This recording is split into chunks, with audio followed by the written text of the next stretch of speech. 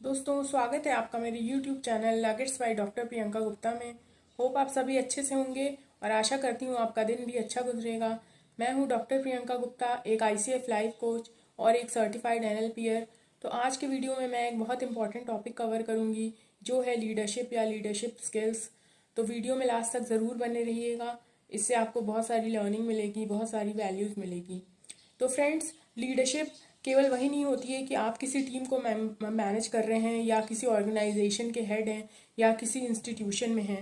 एक टीम आप ये भी हो सकती है, अगर आप फैमिली को मैनेज कर रहे हैं तो भी आप एक टीम को ही लीड कर रहे हैं। अगर आप किसी स्कूल में टीचर ही हैं तो भी अगर आपके स्टूडेंट्स हैं उनको मैनेज करने के लिए भी आपको लीडरशिप स्किल्स को दिखाना ही पड़ता है। तो ये ज़रूरी नहीं है कि लीडर होने के लिए आपको किसी पॉलिटिकल पार्टी या फिर किसी बड़ी कंपनी का CEO होना ही ज़रूरी है।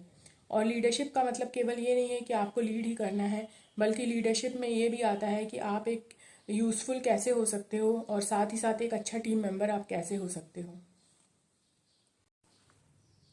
फ्रेंड्स, तो लीडरशिप का जो सबसे पहला गुण है वो ये है एथिक्स। आपको हमेशा ही एथिकल होकर काम करना होगा। ऑफ कोर्स हम सभी जानते हैं कि लीडर्स का जो सबसे पहला प्रायोरिटी होता है वो यही होता है कि टीम का जो या फिर कंपनी का जो टारगेट है उसे अचीव करवाना है और उसका परफॉर्मेंस अच्छा करवाना है। इसके लिए आपको बहुत सारे काम करवाने होते हैं, टीम को लेकर साथ चलना होता है। लेकिन केवल काम करवाने से ही मतलब नहीं है, आपको एथिकल होकर हर चीज़ करवाना होगा। यही एक ग्रेट लीडर की क्वालिटी होती है। वो कभी भी अपने एथिक्स से कॉम्प्रोमाइज़ नहीं करते हैं और उनका हर एक्शन एथिकल होता है। एथिक्स जो वर्ड है वो एक ग्रीक वर्ड इथोस से लिया गया है, जिसे वे ऑफ लिविंग बोलते हैं। लेकिन एथिक्स जनरली जो हम यूज़ करते हैं वो मॉरल से जुड़ा हुआ है। यानी आप कुछ भी करें वो हमेशा ही मॉरल होना चाहिए, उसमें मॉरल होना चाहिए। और केवल एक लीडर के लिए ही नहीं, बल्कि अगर हम एक कहीं और भी कुछ कर रहे हैं लाइफ में तो भी हमें हर काम में मॉरलिटी को या फिर एथिक्स को फॉलो करना चाहिए, क्योंकि इसी से आपको एक पीस ऑफ माइंड, एक रिलैक्सेशन रहेगा और आप ज़्यादा बेहतर रिजल्ट भी प्रोड्यूस कर पाएंगे। फ्रेंड्स, हम सभी जानते हैं कि कंपैशन का लाइफ में बहुत इंपॉर्टेंस है। दूसरे के साथ सहानुभूति रखना और उनसे काइंड होकर बिहेव करना एक ह्यूमन होने के नाते हमारी बहुत बड़ी क्वालिटी होती है। लेकिन एक लीडर में भी ये क्वालिटी उन्हें नेक्स्ट लेवल पर ले जाती है।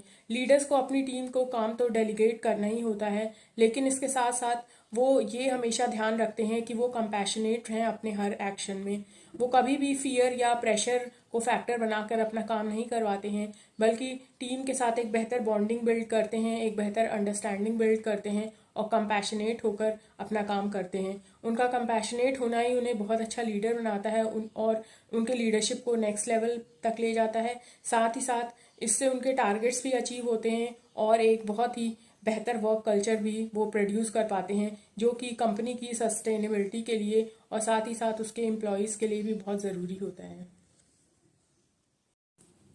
फ्रेंड्स, ट्रू लीडर्स हमेशा ही इम्पैक्टफुल होते हैं। इम्पैक्टफुल होने का मतलब ये है कि ईजिली उनके फॉलोअर्स भी बन जाते हैं। इसके साथ ही साथ जो भी काम वो अपनी टीम को डेलीगेट करते हैं, टीम भी उसे खुशी खुशी कर लेती है।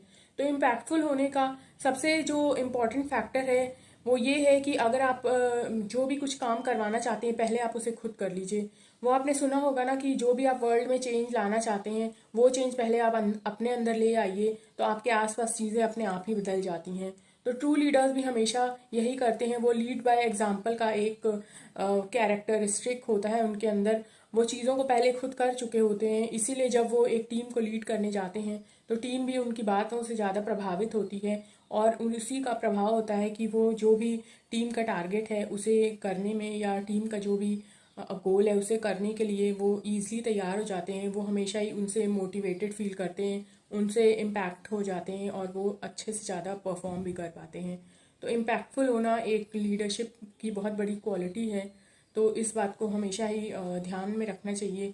और इम्पैक्टफुल होने का ये फ़ायदा है कि आप लोगों से ज़्यादा बेहतर तरीके से कनेक्ट कर पाते हैं। इसके साथ ही साथ उनसे ज़्यादा अच्छा परफॉर्मेंस भी निकलवा पाते हैं।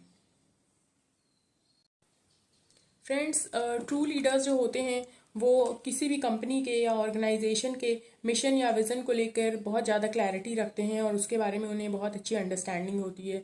क्योंकि जब तक आपको यही नहीं पता होगा कि आपको जाना कहाँ है, तो आप उसके अकॉर्डिंग ना तो एग्जीक्यूशन प्लान कर पाएंगे, ना ही उसके अकॉर्डिंग अपनी टीम को मैनेज कर पाएंगे। तो विज़न और मिशन का बहुत ज़्यादा क्लियर होना ज़रूरी होता है। तो इसी जब क्लैरिटी जब हो जाती है विज़न और मिशन की, तभी आप एक एग्जीक्यूशन प्लान भी बना पाते हैं और साथ ही साथ उस एग्जीक्यूशन प्लान को पूरी तरीके से एक्शन में ला पाते हैं, उस पर फोकस कर पाते हैं। और इससे कंपनी की या ऑर्गेनाइजेशन की तो ग्रोथ होती ही है, इसके साथ ही साथ एम्प्लॉयज़ का एक सेल्फ डेवलपमेंट भी होता है और वो भी अपना एक बेटर वर्जन बन पाते हैं। फ्रेंड्स, ट्रू लीडर्स भले ही कितना इम्पैक्ट रखें, भले ही उनका कितना भी प्रभाव हो, वो अपने अप्रोच में हमेशा फ्लेक्सिबल होते हैं। अगर हमें पॉइंट ए से पॉइंट बी तक जाना है तो हमको पता होता है कि हम एक सर्टेन प्रोसेस को फॉलो करेंगे, हम अपने एग्जीक्यूशन प्लान को फॉलो करेंगे। लेकिन साथ ही साथ उनको ये भी पता होता है कि समय समय पर अपना इवैल्यूएशन करते रहें, जो रिजल्ट्स आ रहे हैं उनको देखते रहें, और तब उसमें अगर लगता है कि कुछ सुधार किया जा सकता है तो वो उसे करने के लिए फ्लेक्सिबल होते हैं। वो बहुत ज़्यादा रिजिड नहीं होते हैं कि ठीक है, हमने अगर कुछ ABC प्रोसेस को बनाया था तो बस रिजिड होकर हमें इसी पे स्टिक रहना है। ये चीज़ एक ट्रू लीडर का क्वालिटी नहीं होता है, जबकि ट्रू लीडर में एक फ्लेक्सिबिलिटी होती है। वो अगर प्रोसेस है या फिर काम करने का जो तरीका है उसमें हमेशा ही चेंजेस ले आते हैं, अगर उन्हें लगता है कि इस चेंज से ज़्यादा बेहतर रिजल्ट हो सकता है या टीम ज़्यादा बेहतर परफॉर्म कर सकती है।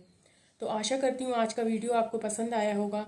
मेरे channel nuggets by doctor Priyanka Gupta को लाइक, सब्सक्राइब और शेयर करना मत भूलिएगा, और देखते रहिए नगेट्स, क्योंकि नगेट्स हैं full of life. Thank you.